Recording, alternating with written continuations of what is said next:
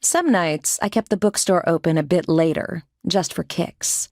It rarely drew customers, but it was an excuse for me to put off laundry.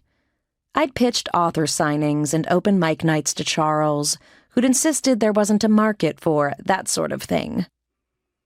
The Montpelier night scene begged to differ, but what did I know? The après-ski crowd swarmed the streets.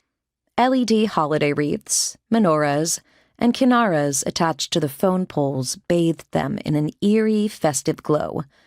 Just another reminder that people stopped into our town only briefly, just to rush home and pick up their lives where they'd left off. Nobody stuck around.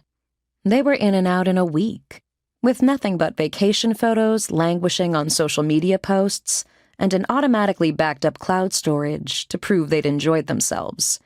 They bar-hopped until they dropped, but I always held out hope that someone would slip into the store and be relieved to escape the hustle and bustle.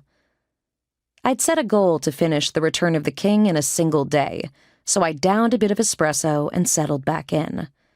I scraped a fingernail along the cracked spine of the book as I relived the tale, fueled by caffeine and nostalgia. The goal was lofty, though, and my eyelids were heavy by 8:30, so I abandoned ship and prepped a hot chocolate for the trip home instead.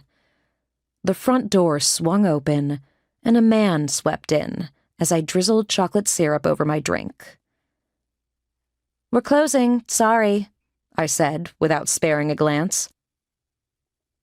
"I'll just be a minute," he said, glancing around and rubbing his hands together. "I was hoping I could use your restroom." I stole a peek when I heard a newly familiar voice. The stranger who'd given me a lift to work just yesterday. He wore a long black wool coat, a knitted scarf, pressed enough pants, and the notable Yankees cap to top it off. The cap's brim shadowed most of his face, as it had in the car.